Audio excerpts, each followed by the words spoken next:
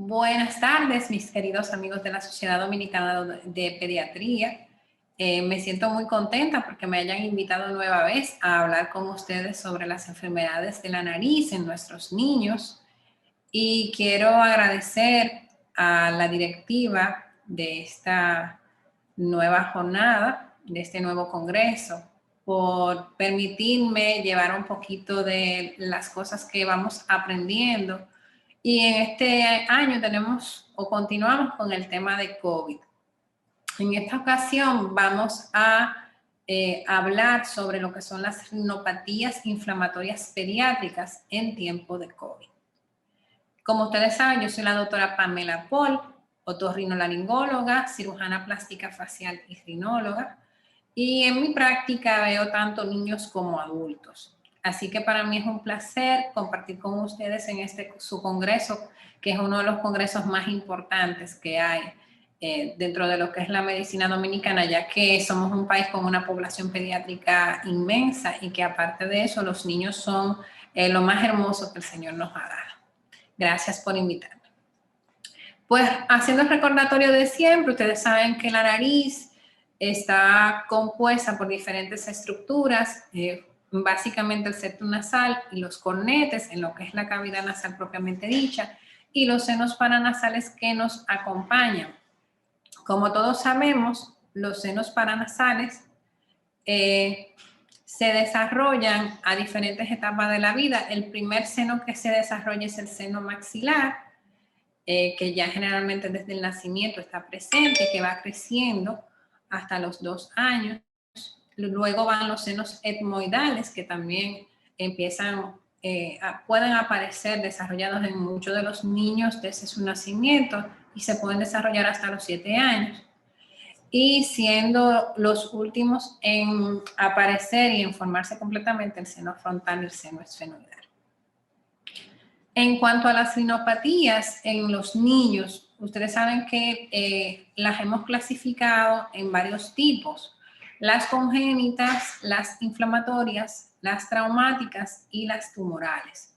Pero en el caso de hoy vamos a hablar de lo que son las rinopatías inflamatorias, que como ustedes saben son la rinitis alérgica y la no alérgica, las hipertrofias de adenoides y de cornetes, la rinosinusitis y la poliposis nasal.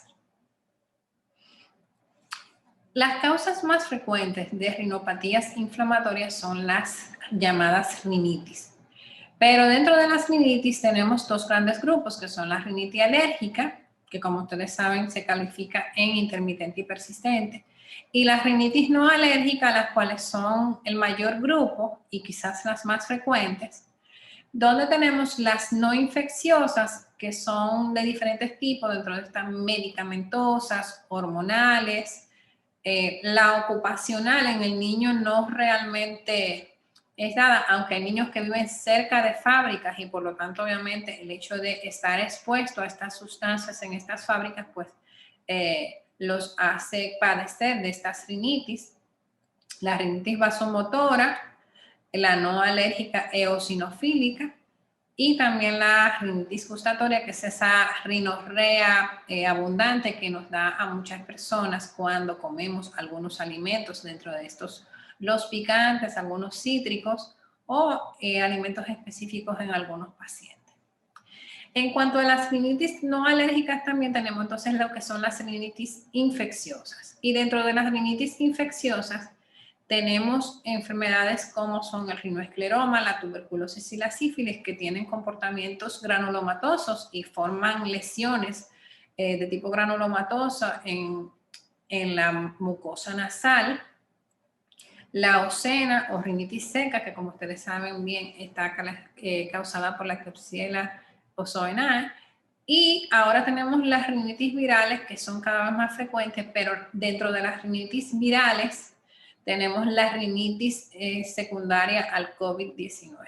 Como ustedes saben, con la llegada a nuestro planeta de este virus, se han desarrollado múltiples patologías y múltiples sintomatologías que cada vez nos sorprenden más, porque el COVID es una enfermedad que puede manifestarse de muchísimas maneras.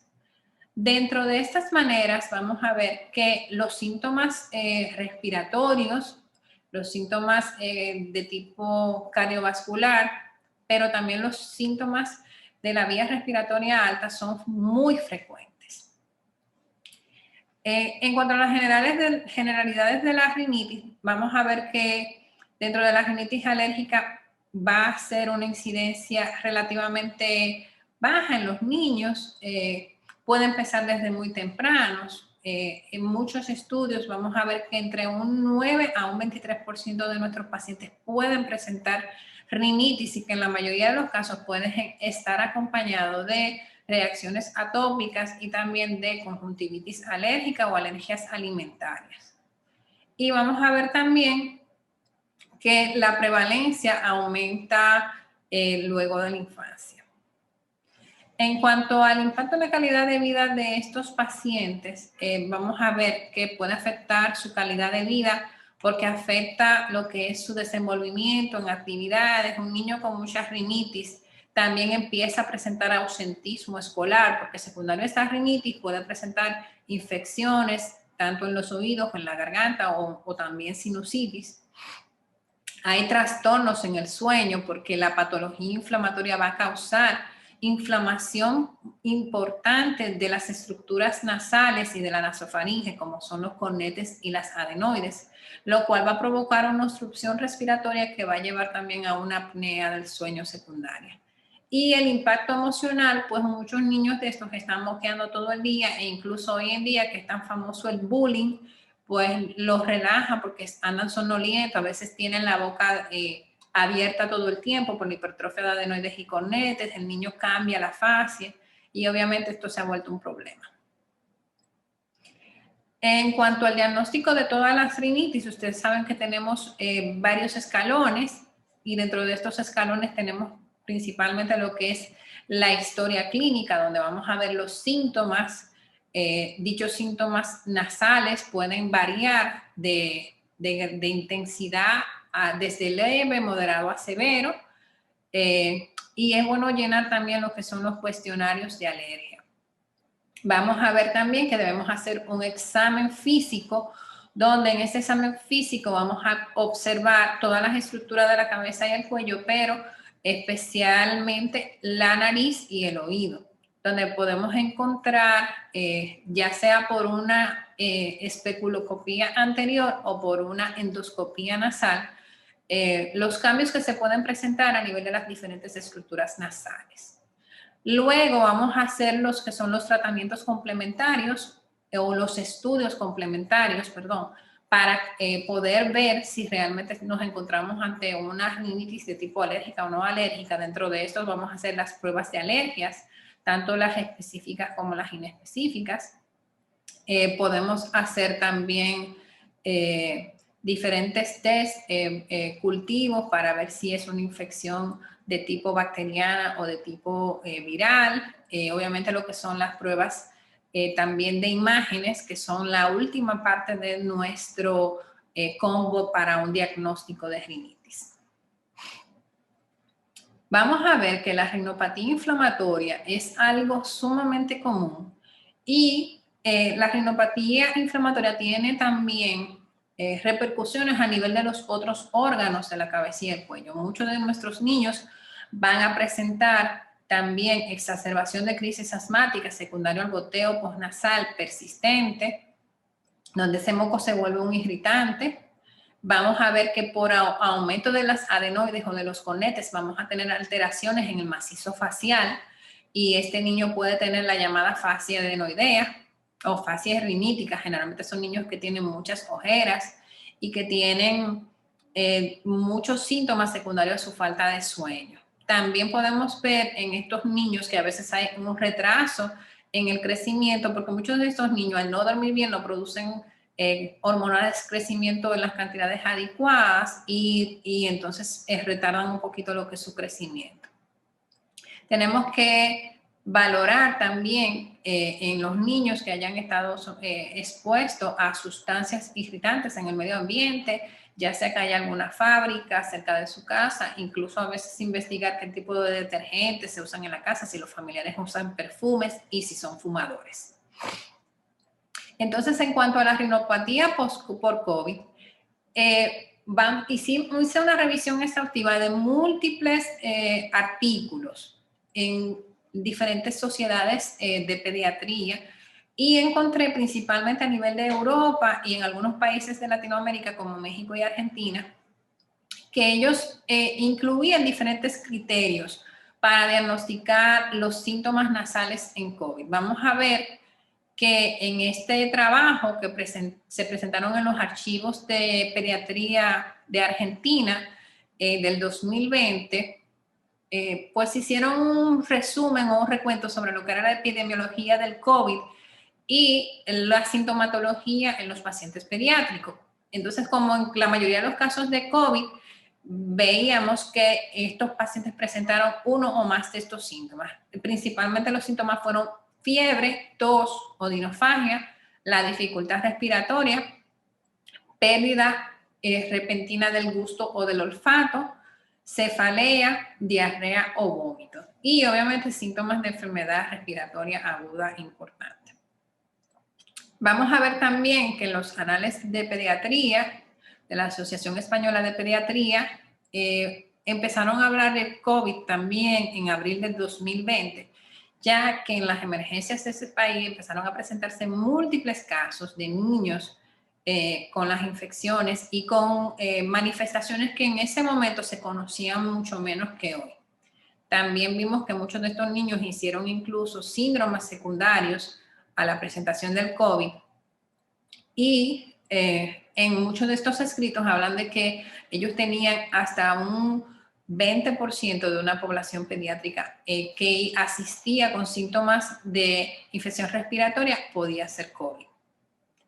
Dentro de los síntomas, vamos a ver que la mayoría de los síntomas en estos pacientes fueron síntomas no nasales o no relacionados a problemas de otorrinolaringología. Sin embargo, las manifestaciones de otorrinolaringología solían ser floridas y el hecho de que un paciente presentara trastornos en el olfato o en el gusto, generalmente ya era un signo de alarma y por lo tanto inmediatamente el paciente iba con una anosmia o hiposmia importante a la consulta, pues ya se le mandaba a investigar para verificar si el paciente tenía COVID. Vamos a ver también cómo el año pasado, en mayo, hablaban de la importancia de la realización de las pruebas porque pacientes pediátricos, al igual que en pacientes adultos, se encontraron en muchos pacientes totalmente asintomáticos, pero que a la hora de realizarle una cirugía de emergencia, cuando se hacían las pruebas, resultaba que dicho paciente pues estaba afectado por COVID-19. Y entonces, posteriormente, muchos de estos pacientes podían pasar completamente normales y podían volver a su casa, pero un porcentaje mínimo, entonces podía presentar luego complicaciones por la infección por COVID. Este estudio de mayo de este año me gustó mucho, también de los anales de pediatría de la Asociación Española de Pediatría, porque nos hablaba de la eficiencia en los diferenciales clínicos que teníamos que hacer en los niños que estaban afectados por COVID. Y nos dio pautas de cómo investigar y de cuáles eran los síntomas más floridos en estos pacientes. En este estudio se reunieron entre 1.650 pacientes en general, 126 pacientes con síntomas probables de COVID, de los cuales 33% de los mismos, 33 pacientes estuvieron infectados y los demás tuvieron una inflamación de la vía nasal, probablemente por un asunto viral o una gripe.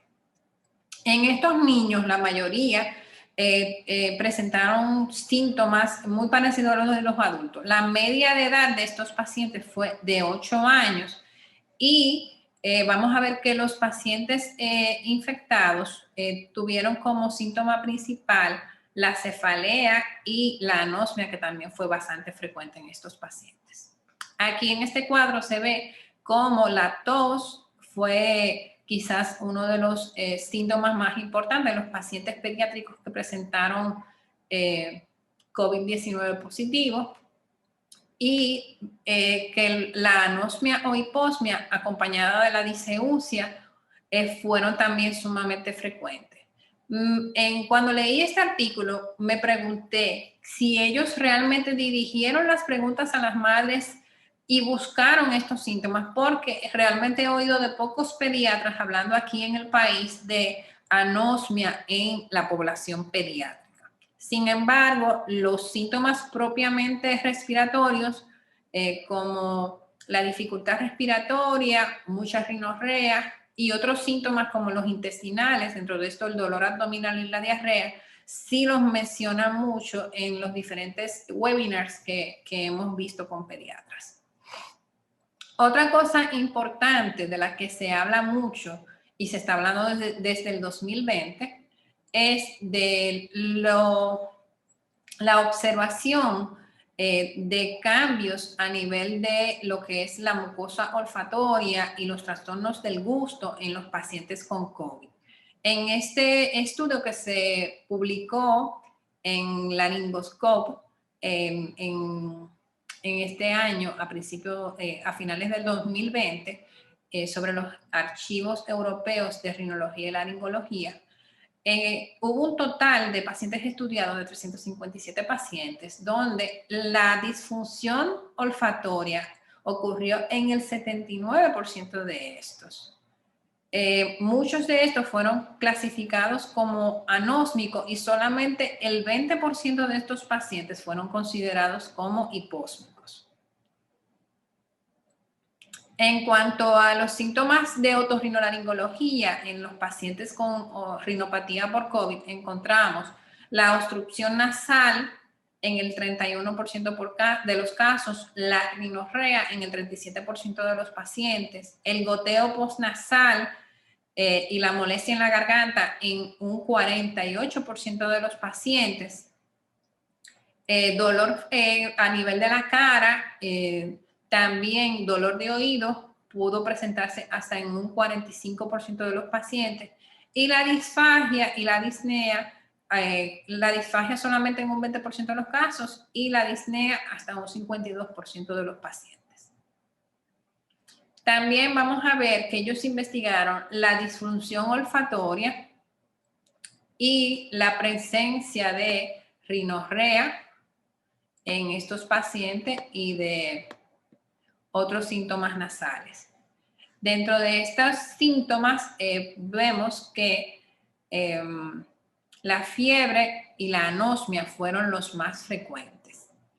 También ellos explicaban que muchos de estos pacientes con un tratamiento conservador con paracetamol y con medidas de sostén general, mejoraron. Sin embargo, también hicieron una comparación con los pacientes que llevaron un tratamiento con otros medicamentos antiinflamatorios, donde se utilizó la cloroquina, los esteroides y mucolíticos, y vieron que no había una diferencia importante en cuanto a los síntomas nasales propiamente.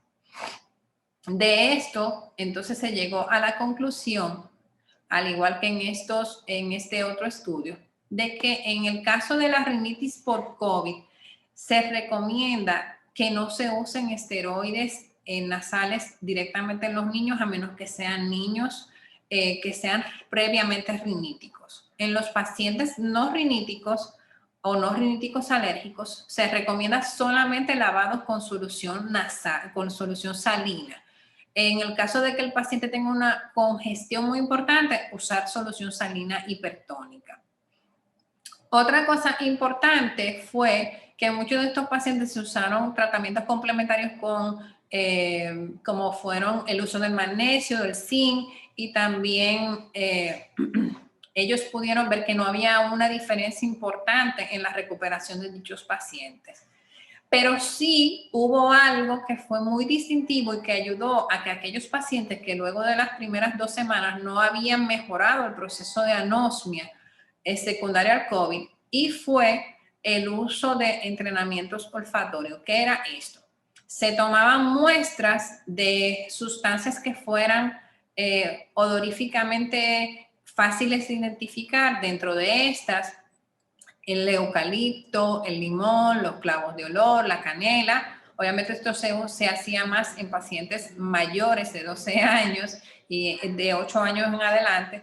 Y haciendo un entrenamiento donde estos pacientes olieran estas sustancias al menos 2 veces al día por 5 minutos cada una, entonces había una mejoría de los síntomas entre la 12ª y la 24ª semana.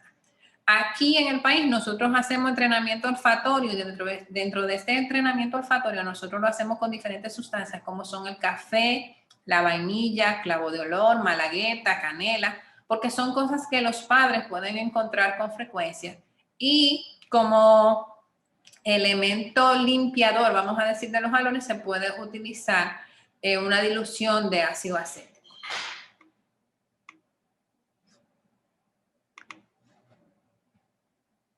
Entonces, ya hablando de las otras rinitis, las rinitis siempre han sido una causa frecuente de consulta en nuestros pacientes y vamos a ver que los síntomas de la rinitis, tanto en la alérgica como en la no alérgica, van a ser similares.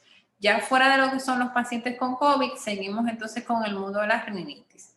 Vamos a ver que en la rinitis alérgica vamos a tener una mucosa pálida, un gran edema, ese edema que forma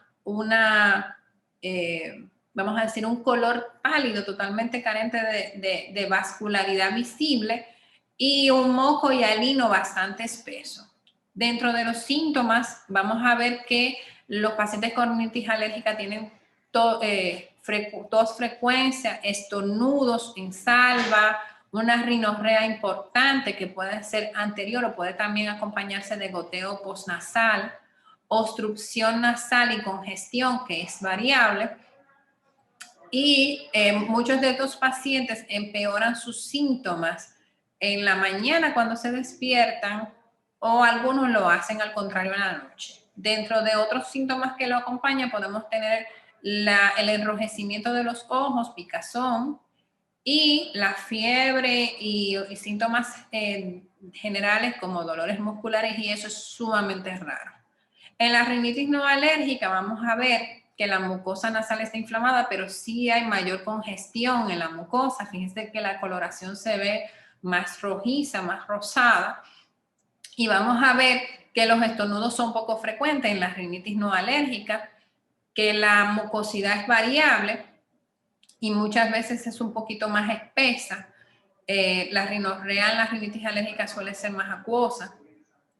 Puede ser una rinorrea intensa y que está relacionada a la exposición a diferentes sustancias. Dentro de estas pueden estar detergentes, humo de la calle, smog, y también pacientes que viven cerca de fábricas, estaciones de gasolina y eso. Vamos a ver que los síntomas oculares en las rinitis no alérgicas son relativamente infrecuentes y vamos a ver que solamente en las rinitis virales, como en aquellas que son por gripes o resfriados, vamos a tener entonces dolores musculares, fiebre y ya síntomas que son propios del proceso gripal o viral más que de la rinitis. Entonces, ¿cuáles son las consecuencias de una rinitis? Específicamente la rinitis alérgica. Vamos a ver que dentro de la rinitis alérgica vamos a tener lo que es la otitis media por efusión, los trastornos del sueño, como hablé en un principio, porque por la obstrucción respiratoria secundaria a la hipertrofia de cornetes y de adenoides, este paciente empieza a tener un poco flujo de aire, lo que lleva a un síndrome de apnea obstructiva del sueño, con micros despertares muy frecuentes. Es el niño que ronca y que la mamá te dice, ronca y de momento se sienta en la cama o se para llorando. Obviamente el niño está haciendo una apnea y no puede respirar. Otra cosa importante es que muchos niños de estos hacen hipertrofia amigdalina, pero no con infección. O sea, son niños que cuando tú examinas la boca tienen unas amígdalas súper grandes, pero que no hacen fiebre, no hacen malestar, simple y llanamente la madre se queja del problema respiratorio. Otra de las cosas que podemos ver en los pacientes con rinitis es un seguimiento hacia lo que es una sinusitis hasta en el 50% de los casos. Y obviamente en la rinitis alérgica sabemos que hay una relación sumamente cercana donde entre un 40% aproximadamente de los pacientes con rinitis alérgica son asmáticos. En cuanto al tratamiento de la rinitis alérgica, vamos a ver que el uso de los antihistamínicos sigue siendo nuestro primer paso o tratamiento de primera línea.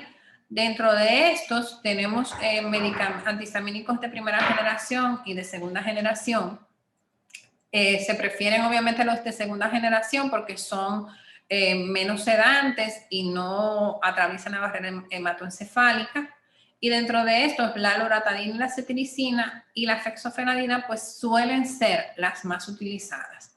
Ya los metabolitos activos de estas, que son un poquito más modernos y que producen menos síntomas indeseados, como la somnolencia o la interferencia con ciertos alimentos, pues hoy en día los tenemos a la mano y son bastante utilizados. Dentro de esto tenemos la levocetiricina, la rupatadina, la evastina, la bilastina y la desloratadina.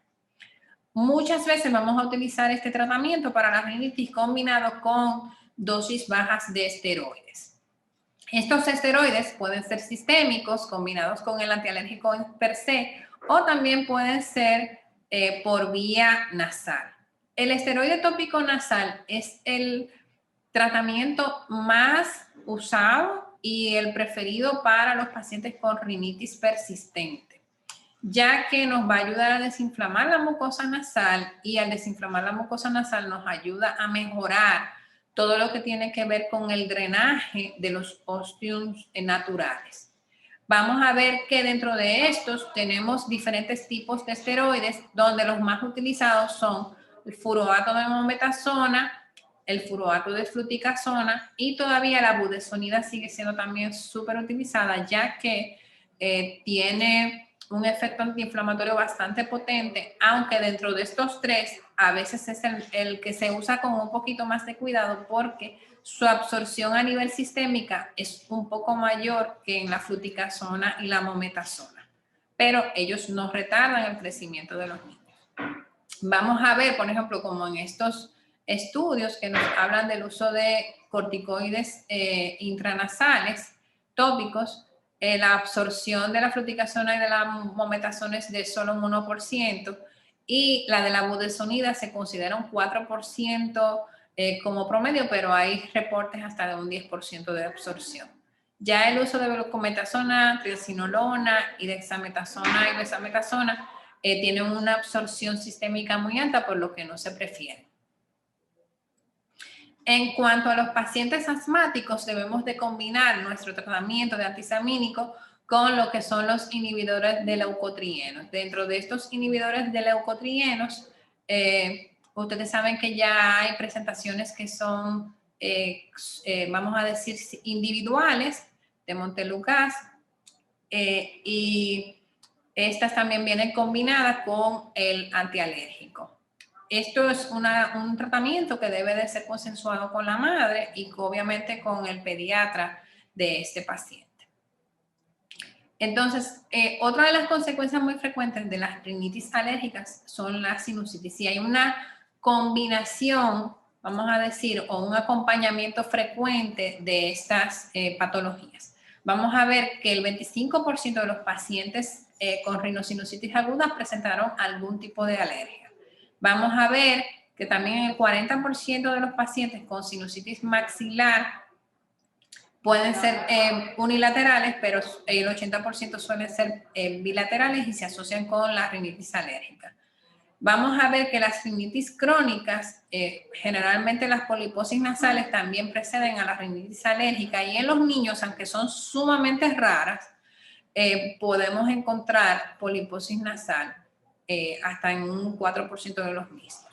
Vamos a ver además que los pacientes con rinitis alérgica van a presentar aumento de los cornetes y de las adenoides y que por lo tanto pueden presentar anormalidades a nivel de lo que son los huesos de la cara. La Academia Americana de Otorrinolaringología define la sinusitis como la presentación de inflamación a nivel de los senos paranasales. La misma generalmente está acompañada de derrame o mucosidad a través de la cavidad nasal. La mayoría de las sinusitis pueden llevar a los pacientes pediátricos hasta al 5% de las visitas al otorrino y muchas veces están acompañadas también de otitis a repetición. Se considera que entre los niños entre 5 y 10 años son bastante afectados, pero sabemos que los lactantes también, por la posición de la trompa de Eustaquio y por la posición que estamos amamantando, aunque hacen sinusitis menos frecuentes, sí cuando las hacen combinadas con otitis. En cuanto a los síntomas de la sinusitis, vamos a ver que la clasificamos en 3 grandes grupos por el tiempo: la rinitis aguda, donde los síntomas generalmente permanecen menos de 30 días, la subaguda, que se desarrolla entre 30 y 90 días, y la rinosinusitis crónica, donde el paciente dura un promedio de más de 90 días con dichos síntomas.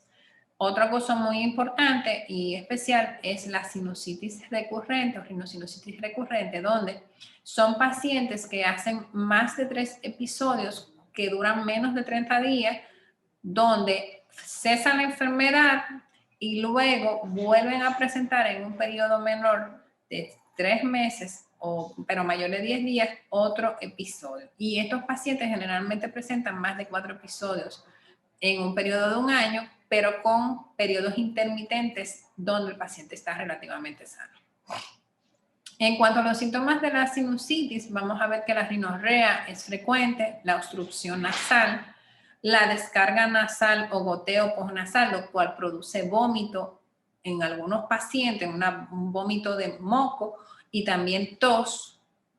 En cuanto a la sinusitis aguda, los pacientes van a presentar fiebre, malestar general y halitosis, y también pueden presentar otalgia.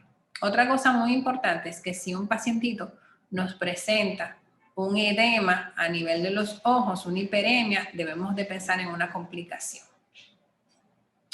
En cuanto a los síntomas, la obstrucción nasal puede estar causada por la presencia de una hipertrofia adenoidea, tienen gran riesgo de moco, y también vamos a encontrar que a nivel radiológico vamos a encontrar hallazgos característicos de una sinusitis. En los niños muchas veces vemos que la ocupación de los senos es parcial y que hay un engrosamiento a nivel de la mucosa del seno, específicamente el maxilar, que es el más frecuentemente afectado, y en raros casos también el seno etmoidal, y una hipertrofia a nivel de los cornetes. En cuanto a la guía de la EPOS, es nuestra guía de tratamiento principal, donde vamos a tratar al paciente según los síntomas y la duración de los mismos. Cuando un paciente tiene síntomas de menos de 5 días, donde hay fiebre, malestar general, dolor facial, suele ser una infección aguda de resolución con tratamiento sintomático. Generalmente utilizamos antiinflamatorios, paracetamol, lavados nasales con solución salina. Cuando el paciente persiste o cuando los síntomas son muy fuertes, donde hay fiebres que no bajan, malestar general, si el paciente es asmático y hace crisis a repetición, entonces ya debemos ir con un tratamiento muchas veces más agresivo, y donde debemos de tratar con antibióticos, con lavados nasales, esteroides tópicos y demás.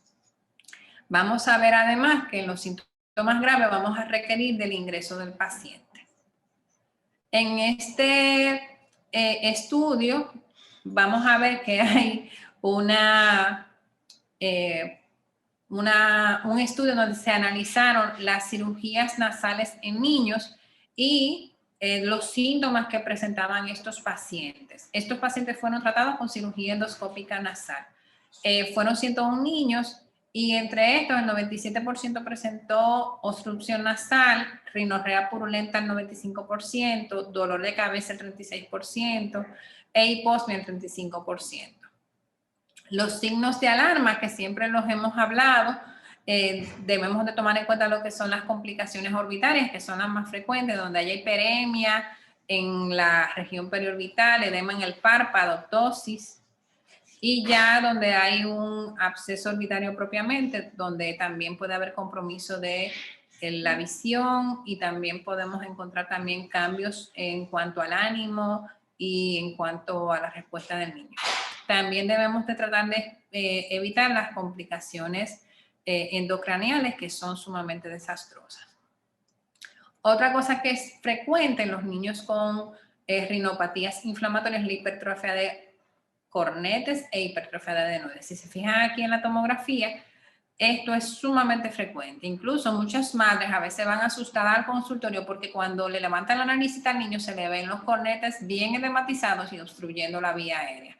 Y en este estudio vemos que la realización de turbinoplastía en los niños no es lo más frecuente, pero que tiene excelentes resultados. Dentro de las técnicas que se utilizan en los niños, se usa turbinectomía parcial en la mayoría de los casos con microdebridador, con electrocauterio, láser o con radiofrecuencia. También se usa la luxación de los cornetes y lateralización. Yo particularmente en los niños más pequeños solamente recomiendo el uso de la radiofrecuencia y la luxación de los cornetes, y en los niños más grandes, y si son muy alérgicos, que hay una hipertrofia masiva de los cornetes, pues una turbinectomía parcial con microdebridador, o también puede ser en frío, con tijera, pero debe de ser con mucho cuidado.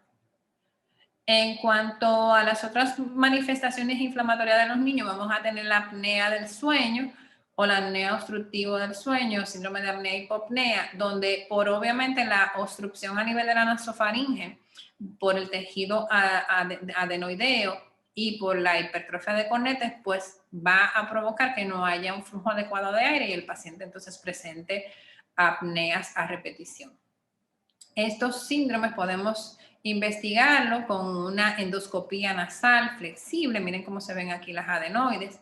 Y también podemos ver en muchos de estos niños deformidades faciales, y cuando hacemos una radiografía de Cameron, que es el gold estándar, vamos a encontrar que estos pacientes van a presentar una oclusión cuasi total del espacio aéreo.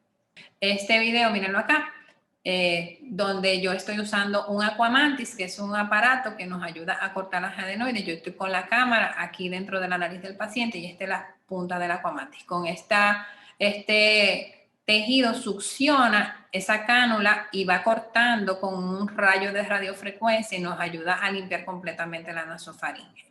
Es una cirugía ambulatoria y nada, muchísimas gracias por su atención y espero poder verlos pronto ya en vivo, y que ojalá que el COVID nos deje regresar a la normalidad. Muchísimas gracias.